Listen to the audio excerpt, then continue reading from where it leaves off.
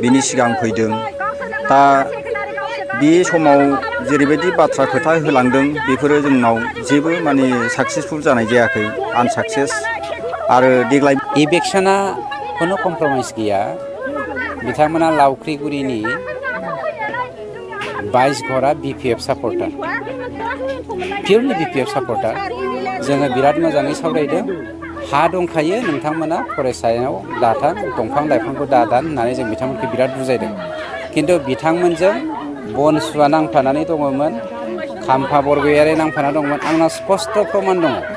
बिथांमोना इनस्टिगेट खालामनो थाखायनो बिथांमोना दंफां फुलि दाननानै राबार दंफांबो गायबावदों बिथांमोना। राबार दंफांखौ सोर हरदों? मैया जोंना सासे फरेस्ट डिपार्टमेन्टनि एसेबा क्लियार होदों जे 5 लाख दाल दंफां गायनो, राबार दंफां गायनो, फांसे दंफांखौथ' नों थाइसेयाव मोना ना राबार दंफांखौ। खमब्लाबो नोङो 15निफ्राय 30 थाखा जायो। होमबा 5 लाख दंफाङाव बेसेबां जागोन? आरो बेवहाय गायनायनि हाजिरा बेसेबां थांगोन? आरो बेवहाय फेन्सिंनि माबाया फैसाया बेसेबां थांगोन? खमब्लाबो बियो 60-70 लाखनि माबामोन, बियो मोनसे मा होनो प्रजेक्टमोन। बेखौ खालामनाया सोर खालामगोन? खाम्फामोननि निस्सय आखाइ दं, बनसुनि निस्सय आखाइ दङ। जायनि जाहोनाव बे 22 घर BPF सापर्टारा बै दंफां फुलिखौ दाननानै न' लुना थाहैदोंमोन। बेखौ फरेस्ट डिपार्टमेन्टआ मैया होखारफिनबाय। बेयाव खुनु हारसा बर'नि खोथा गैया।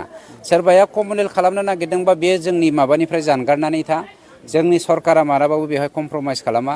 दिनै BPFनि बै 17 बोसोरनि समाव गावजों बिदा फंबाय जाहोलायनाय, जाथिजों जाथि जाहोलायनाय थांखिखौ सोरबा लानो नागिरदोंबा बेनि सायाव जोंनि सिला नोजोरा जेब्लायबो थाबाय थागोन। गतिके जों कमप्रमाइस खालामा। सोरहाबा जुदि हा गैया, सरकारनो आपिल खालाम। जों बेफोरबायदि जादों, जोंनो नोंथांमोना थानायनि राहा लामा होनांगौ होनना। बेखौ सरकारा होगासिनो दंखायो। बा हा खुरखा जाबाय होननानै बिथांमोना गोसोबायदि जोंनि दंफां फुलिखौ दानफायनानै न' लुना थानो हागोन नामा? जों बोरै बेखौ होनो हानांगौ जाखो? बेथ' पलिटिकेल षड्यन्त्रसो।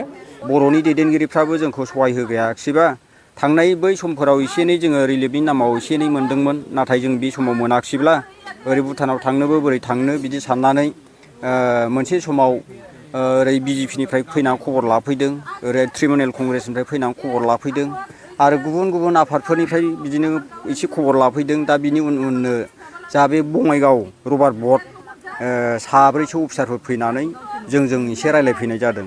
ओमफ्राय नोंसिनाव बिदि मोनसे प्रजेक्ट दङ, दा बेखौ नोंसिनि बे एरियानि माखासे CSPR ग्रुपनि थाबायदोंमोन होननानै जों बेखौ खोनानो मोन्दोंमोन। आरो जोङो बबेनि थाबायदों बेखौ जों मिथिया, आरो जोंजों दिखा दिखिबो गैया। खालिल'नो जोङो नामखौ थांनानै नायदों, ओमफ्राय नायनानै नुबाय बेवहाय जों सासेबो सिनायनाय नाम गैयामोन। दा बिदि जादों। ओमफ्राय दा बावहाय आं बेखौनो बुंनो सानो, जायखिजाया बे नामनि गेजेराव जोङो गामि हिसाबै बेखौ मावनानै जानो सुबिदा जागोन नामा? दा बिदि होननानै ओमफ्राय बे मेदाममोनहा बुंदों, नोंसोर गायदोल', नोंसोर बाहाय बेखौ गायजोबनो हायोबा नोंसिनिनो बेनिफिट जागोन। आरो बावहाय गायखांनो हायोबा पार हेक्टर जोंनो एसे खरसा हिसाबै हरगोन। आरो बेखौ माने 5 बोसोरसो रैखाथि होनो हायोब्ला बिनि प्रडाक्सना नोंसिनिफ्रायनो जोङो बावहाय लांबाय थागोन। दा बिदि होननायखाय जों बेखौ गायदोंमोन। आरो बाहाय फरेस्टारफ्रा बाउन्डारि थाबा बेखौ बारनो मोना। नाथाय बारनायनि उनावबो जुदि बिफां गायनायनि मोनसे इलिगेल बिफांफोरखौ गायोबा बे फरेस्टनि मोनसे आयेनाव गोलैयो। दा बिनि खेथ्रखौ खामानि मावनायाव नोंथांमोना उसुबिदा गैयाखै नामा? दा मोनसे बाथ्राखौ जोङो सरकारनिसिम आर'ज खालामबाय थादों, खावलायबाय थादोंमोन। मानोना जोंहा जेबो ओरैहाय उफाय गैलाब्ला, हा बिगासेबो गैलाब्ला जोंनो एसे थानो थाखाय बावहाय बिगासे बिगानैसो होदो होननानै जोङो सिगांनिफ्रायनो 6 बोसोर सिगांनिफ्रायनो जों आर'ज गाबबाय थादों जयैनो। ओमफ्राय बे हिसाबै जोंहा डिपु साराबो थांनाय बोसोरफोराव बुंदोंमोन, बिगासे बिगानैसो एसे एनै बेवहायनो हगारनायनि बाथ्राखौ बुंदोंमोन।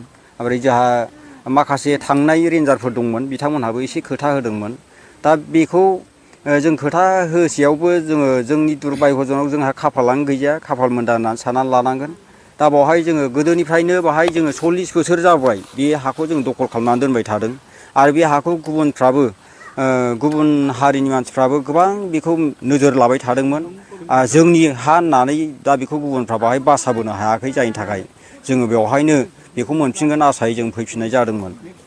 दा खाफालानो गैयाबालाय माथो खालामबावनो, उफायथ' गैला। जायखिजाया